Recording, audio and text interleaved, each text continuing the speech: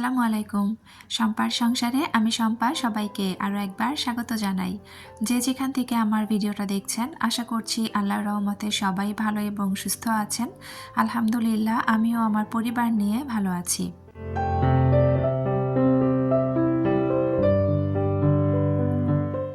রোজা আসছি করে রোজা এসেছে, রোজা কিন্তু আবার চলেও যাচ্ছে। এখন কিন্তু ঈদের প্রস্তুতির পালা। তো আমরাও টুকটাক করে ঈদের শপিং শুরু করেছি। তো আজকে আপনাদের সাথে কি ঈদের শপিং করেছি সেগুলোই শেয়ার করব। তো ভিডিওটা কিন্তু আমি মার্কেট থেকেই শুরু করেছি। সকালবেলা বাসার বেশ কিছু কাজ গুছিয়ে নিয়ে তাড়াহুড়োর মধ্যে চলে গিয়েছিলাম মার্কেটে। তাড়াহুড়োর মধ্যে গিয়েছিলাম তার কারণ হচ্ছে আমার বড় মেয়ের প্রাইভেট ছিল, মার্কেট থেকে এসে ওকে আবার প্রাইভেটে যেতে হবে। তো আমরা 11টার দিকে বের হয়েছিলাম আর কি। তো মার্কেটে আমরা শুধু 3 মা মেয়ে গিয়েছিলাম। তো মার্কেটটা মূলত আমি শুরু করেছি সত্যি কথা বলতে রোজার প্রথম দিন থেকেই কিন্তু আমি টুকটাক করে মার্কেট করেছি, সেটা আর আপনাদের সাথে আমি শেয়ার করিনি। আজকেও যা মার্কেট করেছি শুধু আজকের কয়েকটা জিনিস আপনাদের সাথে শেয়ার করব।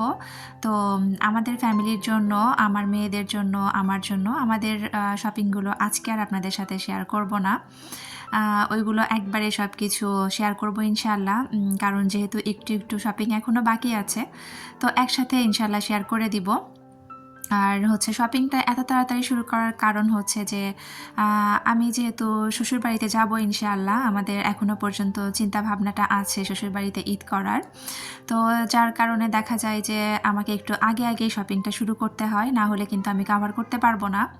তো আগে যেটা হতো, আমার হাজব্যান্ড হচ্ছে আমার সাথে শপিংয়ে যেতে পারতো, আমরা একসাথেই কিন্তু শপিং করতে পারতাম। কিন্তু গত বছর ধরে আমার হাজব্যান্ড হচ্ছে খুব একটা সময় করে উঠতে পারে না, ও কিন্তু আমাদের সাথে শপিংয়ে যেতে পারে না। তো শপিংয়ের পুরো দায়িত্বটা কিন্তু আমার উপরেই থাকে। দেখা যায় যে আমাকেই যেতে হয়, আমাকেই কেনাকাটা করতে হয়। আর একবারে যেহেতু সম্ভব না, যার কারণে কিন্তু আমি যখনই সুযোগ পাই দৌড়ে যাই যে একটু করে কেনাকাটা করে আবার চলে আসি। তো এরকমভাবেই আসলে আমার এখনকার দিনগুলো যাচ্ছে। শ্বশুরবাড়িতে যাওয়ার আগ পর্যন্ত আসলে হয়তো বা এরকমভাবেই দিনগুলো যাবে।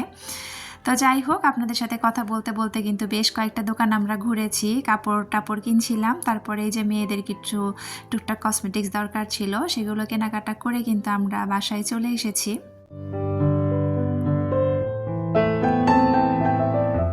তো আজকে কি শপিং করলাম সেটা আপনাদের সাথে শেয়ার করব। তো এখানে হচ্ছে আজকে শুধুমাত্র বাচ্চা পার্টির জন্য কেনাকাটা হয়েছে। বাচ্চা পার্টি বলতে ওই যে আমার ভাগ্নির যে ছেলে বাবুটা হয়েছে, তো ওর জন্য আমি কিছু কাপড় কিনেছি এখানে কয়েকটা। তো সেটা আপনাদের সাথে একটু শেয়ার করছি। যেহেতু ছোট মানুষ, ও যাতে করে একটু আরাম পায়, যে কাপড়গুলো পরে ওর আরাম হবে সেই টাইপের কাপড়গুলোই আমি কিনেছি। দেখা যায় যে দেখতে হয়তো বা সুন্দর বা ভারী কাপড় হয়তো কিনতে পারবো, কিন্তু ও তো পরে মজা পাবে না, যেহেতু একেবারেই ছোট মানুষ। যার জন্য আমি চেষ্টা করেছি যাতে ওর আরাম হয় সেই টাইপের কাপড়গুলো কিনতে। তো এই 3টা সেট হচ্ছে আমি ওর জন্য কিনেছি। তো কেমন লেগেছে আপনাদের কাছে জানাবেন। আমার কাছে কিন্তু অনেক বেশি ভালো লেগেছে, কাপড়গুলো এত সুন্দর সফট ছিল। আর তারপরে হচ্ছে যেগুলো দেখাবো, এগুলো এই যে আমাদের সদ্য যে কন্যা সন্তানটা এসেছে আমাদের বাড়িতে, আমার জায়ের মেয়ের জন্য আর কি। তো পুচকুটার জন্য হচ্ছে আমি এই ছোট ফ্রকগুলো কিনেছি। এই ফ্রকগুলো দেখতে কিন্তু অনেক সুন্দর। যদিও আসলে দেখা গিয়েছে কি, যখন আমার যে ডিজাইনটা পছন্দ হচ্ছিল সেটা আমি সাইজ মিলাতে পারছিলাম না, আবার যেটা আসলে হচ্ছে সাইজ মিলছিল সেটা ডিজাইন পছন্দ হচ্ছিল না, এরকম একটা অবস্থার মধ্যে পড়ে গিয়েছিলাম। তো একটা একদম 0 সাইজে নিয়েছি যাতে এখন পড়তে পারে, আর 2টা একটু বড় সাইজের হয়েছে, না হলে আসলে মেলানো সম্ভব হচ্ছিল না। তো ভাবলাম যে ওর তো আসলে যেহেতু ছোট মানুষ, ওর কিন্তু কাপড় চোপড়ের অভাব হবে না। এখন হচ্ছে সবাই কাপড় দিবে, তো অনেকগুলো কাপড়ও হয়তো জমে যাবে। তো ভাবলাম যে একটু বড় সাইজ নিলে কিছুদিন পরেও পরতে পারবে, যার কারণে আসলে 3টা জামা, 2টা জামার একরকম সাইজ হয়ে গিয়েছে, আর একটা একদম ছোটই নিয়েছি। তো এই জামাগুলো কিন্তু পরে সে বেশ মজা পাবে, একদম সফট কাপড় ছিল। আর এই গেঞ্জি সেটটা কয়েকদিন আগে আমি আর আমার মা একটু মার্কেটে গিয়েছিলাম, তো আমার মায়ের কিছু কেনাকাটা ছিল, তো মা আমার ছেলের জন্য এই গেঞ্জি সেটটা কিনে দিয়েছিল। তো এই গেঞ্জি সেটটা কিন্তু বেশ ভালোই লেগেছে, কাপড়টা একদম সফট। আমার ছেলের কাপড় কেনার সময় কিন্তু আমি এরকম চিন্তা মাথায় নিয়েই কাপড় কিনি, যাতে ও পরে মজা পায়। তো এইটুকুই শপিং ছিল, আপনাদের সাথে আজকে শেয়ার করলাম, পরবর্তীতে আরও শেয়ার করবো ইনশাআল্লাহ। আর এটা হচ্ছে বেশ কিছুদিন আগের ভিডিও, যেহেতু শপিং ভিডিও শেয়ার করছি, তো এই জন্য কিন্তু এই ভিডিওটা আমি এখানে এখানে যুক্ত করে দিয়েছি। এই ঝুড়িটা দেখতে পাচ্ছেন, এটা আমার ছোট মেয়ে হচ্ছে যে পিকনিকে গিয়েছিল, আপনাদেরকে বলেছিলাম, ওখান থেকে সে কিনে এনেছিল আমার জন্য। তো আমাকে বলেছিল আম্মু তুমি একটু ভিডিওতে দেখিয়ে দিও, যার কারণে আমি কিন্তু আজকে ভিডিওতে আপনাদের সাথে একটু শেয়ার করে দিলাম। আর এই যে ট্রাইপডটা দেখতে পাচ্ছেন, এটা হচ্ছে আমার নতুন ট্রাইপড। এটা আমার হাজব্যান্ড আমাকে কিনে এনে দিয়েছে। এর আগে যে ট্রাইপডটা ছিল সেটাও কিন্তু আমার হাজব্যান্ড আমাকে সারপ্রাইজ দিয়েছিল, আমাকে কিনে দিয়েছিল আর কি। এটাও কিন্তু বলতে পারেন সারপ্রাইজের মতোই হয়েছে। তার কারণ হচ্ছে যে আমার আগের ট্রাইপডটা একদম ভাঙাচোরা অবস্থা হয়ে গিয়েছে, আমার ভিডিও করাটা অনেক বেশি কষ্টকর হয়ে যাচ্ছিল। তো আমি হচ্ছে কিছুদিন সেলফি স্টিক দিয়ে ভিডিও করেছি। সেলফি স্টিক দিয়ে কিন্তু আসলে ওইভাবে ভিডিওটা ভালো হয় না, কারণ লম্বা করে যখন আমি ভিডিওটা কোনো জায়গা থেকে নিব, উঁচু জায়গা থেকে, সেলফি স্টিকে ফোনটা দিলে দেখা যায় কি সেলফি স্টিকটা একটু নড়াচড়া করে, ভিডিওটা কাঁপে। তো এই জিনিসগুলো কিন্তু আসলে আমার হাজব্যান্ড একটু খেয়াল করেছে, সে যে দেখেছে যে আমার একটু সমস্যা হচ্ছে, তো সে যে ট্রাইপড কিনে আনবে এটা কিন্তু সে আমাকে বলেনি। এটা কিন্তু প্রথম রমজানের দিনের ভিডিও। তো আমার হাজব্যান্ড ওই যে বলেছিলাম বগুড়া গিয়েছিল, ওই সময় এসে আচমকা আমার জন্য ট্রাইপডটা কিনে এনেছে। তো আমার কিন্তু অনেক বেশি ভালো লেগেছে। আমার হাজব্যান্ডের একটা অভ্যেস আছে, সে অনেক কিছু খেয়াল করে, তবে সেটা নীরবে, সে আমাকে ওইভাবে কোনো কিছু বুঝতে দেয় না। আমার যে সমস্যা হচ্ছে সেটা আসলে আমাকে ওইভাবে বুঝতে দেয় না যে সে সেটা বুঝতে পারছে। তো আচমকা এসে এরকম একটা করে জিনিস আমাকে কিনে এনে দেয় যাতে করে আমার সুবিধা হয়। তো যাই হোক, ভালো লাগা থেকে ট্রাইপডটা আপনাদের সাথে শেয়ার করলাম।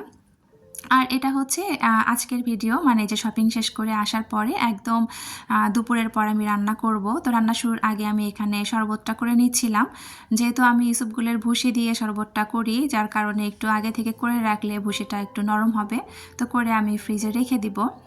তো শরবতটা করতে করতে আপনাদের সাথে ছোট্ট করে একটা দুর্ঘটনার কথা শেয়ার করি, যেটা আজকে ঘটেছে আমার ছেলের সাথে। আমি হচ্ছে সন্ধ্যার দিকে ইফতারের পরে আর কি সব কাজকর্ম সেরে আমি জাস্ট চা করে নিয়ে সোফায় যে একটু বসেছি, যে চা খেতে খেতে আমি ভিডিও এডিটের কাজটা সারবো। তো এডিটটা শুরুই করিনি, মানে ফোনটা হাতেই নেইনি, এর মধ্যে আমার ছেলে আমার সামনেই খেলাধুলা করছিল। আচমকা সে যে কি করেছে, দরজার যে একদম মাঝখানের অংশটা থাকে, ওই মাঝখানের অংশটার মধ্যে যেয়ে সে এমনভাবে হাতটা দিয়ে দরজার মাঝখানে হাতটা চাপ খেয়েছে, মানে আমি কোনো দিকে বুদ্ধি পাচ্ছিলাম না। আসলে মানুষ বলে যে বিপদের সময় মানুষের মাথা কাজ করে না, তো আমার ছেলে এমনভাবে হাতটা ঢুকিয়ে ফেলেছিল, ওর 4টা আঙুল একবারে মাঝখানে ঢুকে গিয়ে দরজাটা আমি এই পাশ থেকে খোলার চেষ্টা করলেও ও কান্নাকাটি করছিল, ওই দিক থেকে খোলার চেষ্টা করলেও, মানে আটকানোর চেষ্টা করলেও কান্নাকাটি করছিল। তো ওর ওই রকম অবস্থা দেখে আমি নিজেও চিৎকার চেঁচামেচি কান্নাকাটি শুরু করে দিয়েছিলাম। আমি প্রচণ্ড রকম ভয় পেয়ে গিয়েছিলাম আমার ছেলের ওই অবস্থা দেখে। তো তারপরে আমার মেয়ে তার বাবাকে ফোন দেয়, পরে আমার হাজব্যান্ড কিন্তু দৌড়ে বাসায় এসে সে বুদ্ধি করে দরজাটা খুলে দিয়েছে। তারপরে কিন্তু আমার ছেলের হাতটা বের করতে পেরেছি। তো হাতটা অনেকখানি ফুলে গিয়েছিল। তো সাথে সাথে কিন্তু চিন্তা করেছিলাম যে ডক্টরের কাছে নিয়ে যে ওর হাতটা এক্সরে করে নিয়ে আসবো। তো আলহামদুলিল্লাহ দেখলাম যে ফোলাটা থাকলেও ও হাতটা নড়াচড়া করতে পারছে। ওর হাতে আমি ইচ্ছা করে একটু ভারী জিনিস দিচ্ছিলাম দেখার জন্য, যে দেখি ও হাতটা নড়াচড়া করতে পারে কিনা। আমি আমার ফোনটা ওর হাতে দিলাম যে বাবা তুমি ফোনটা ধরো, তো দেখলাম যে না, সে বেশ স্বাভাবিকভাবে ফোনটা হাত দিয়ে ধরছে। তো তখন মনে হলো যে না, বেশ স্বাভাবিকই আছে, কারণ হাতটা বের করার পরপরই আমরা বরফ পানি দিয়েছিলাম। তো আলহামদুলিল্লাহ এখন ভালো আছে আমার ছেলেটা। আসলে এখন হচ্ছে ওর বয়সটা দুষ্টুমি করার বয়স, তো দেখা যাচ্ছে একটু চোখের আড়াল হলে এরকম যে কোনো একটা অঘটন ঘটিয়ে ফেলে, এটা কিন্তু অনেক ভয়ের একটা ব্যাপার। তো যাই হোক, আমার ছেলেটার জন্য সবাই একটু দোয়া করবেন। আর যাই হোক, অনেকক্ষণ ধরে বকবক করছিলাম, কথা বলতে বলতে আমি কিন্তু রান্নাবান্নাও শুরু করে দিয়েছি। তো এখানে আমি আজকে একটু সেহরির জন্য ডাল রান্না করছিলাম, আর হচ্ছে শোল মাছ ভুনা করব। আর এই পাশে কিন্তু আমি একটু মুরগির হচ্ছে পা, গলা, গিলা এগুলো একটু রান্না করেছি। গতকালকে যে খিচুড়ি ছিল, তো সেই খিচুড়িটা কিন্তু বেশ অনেকটা বেঁচে গিয়েছে। তো নষ্ট করে তো আসলে লাভ নেই, তো ভাবলাম আজকে ইফতারের জন্য আর তেমন কিছু করব না। তো এই খিচুড়িটার সাথে হচ্ছে মুরগির যে গলা গিলা কলিজাটা ভুনা করেছি ওটা দিয়ে খাওয়া হয়ে যাবে। আর এই যে মুসুরের ডালটা রান্না করেছি, একদম এক মুঠের মতো আমি ডাল রান্না করেছি, কারণ দেখা যায় কি যে একটুখানি কিছু রান্না করলেও সেটা বেঁচে যাচ্ছে। তো যার কারণে পাতলা করে একটু অল্প ডাল রান্না করেছি। আর হচ্ছে শোল মাছ ভুনাটা পরে করব। আর এদিকে এই যে আমার মুরগি রান্নাটা কিন্তু হয়ে গিয়েছে, আমি অফ ক্যামেরাতেই করে নিয়েছি। তো এখন এটা আমি একবারে টেবিলে রেখে আসবো।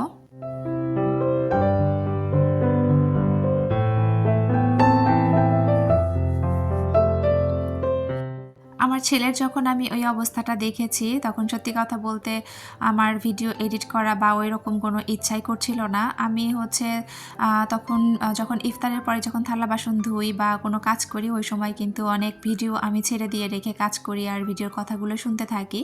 তো আজকেও সেটাই করছিলাম আমি। তো তারপরে আমার ছেলের ওই অবস্থা দেখে কিন্তু আমি আর কোনো ভিডিও দেখার আর আমার ইচ্ছাও করছিল না, আমি ওইভাবেই রেখে দিয়েছি। তো যাই হোক, আমি ভিডিওগুলো সুযোগ সুবিধা মতো আবার দেখে নিব ইনশাআল্লাহ। তো এদিকে আমি কিন্তু খিচুড়িটাও গরম করে নিয়েছি আর খিচুড়িটা এখন আমি টেবিলে রেখে দিচ্ছি। তো আজকে আবার হয়েছিল কি, আমার কিন্তু রান্না বান্নার অনেকটা দেরি হয়ে গিয়েছিল। তার কারণ হচ্ছে আমার ছেলেটা প্রত্যেক দিন কিন্তু দুপুরে যে ঘুমায়, ও ঘুমানোর পরে একদম ঘুম থেকে উঠতে উঠতে ইফতারের পরে ওঠে, আর আমি কিন্তু খুব রিল্যাক্সে আমার রান্না বান্না কাজগুলো করতে পারি। তো আজকে দুপুরে আমার ছেলেটা ভালো করে ঘুমও আসেনি, সে হচ্ছে ঘুমিয়ে পড়েছে। এর মধ্যে হচ্ছে ওর বাবা চলে এসেছে। ওর বাবার গলাটা শুনে ও যে লাফ দিয়ে উঠেছে, তারপরে কিন্তু আর ঘুমায়নি। তারপরে বেশ কিছুক্ষণ আমার সময় নষ্ট হয়েছে আর কি। তারপর ওর বাবা ওকে নিয়ে যাওয়ার পরে কিন্তু আমি রান্না করতে এসেছি, যার কারণে আমি একটু খুব তাড়াহুড়ো করে রান্না বান্না করছিলাম। তো যাই হোক, ওখানে টেবিলে খাবারটা রেখে এসে আমি এখানে শোল মাছটা ভুনা বসিয়ে দিচ্ছি। আজকে ইফতারিতে আসলে তেমন কিছুই করব না, যা আছে বাসি ইফতারি আর কি ফ্রিজে, শুধু সেগুলো গরম করে নিব যেহেতু দেরি হয়ে গিয়েছে। আর আমি কিন্তু এখানে খুব ঝটপট করে শোল মাছটা ভুনা করে নিচ্ছিলাম।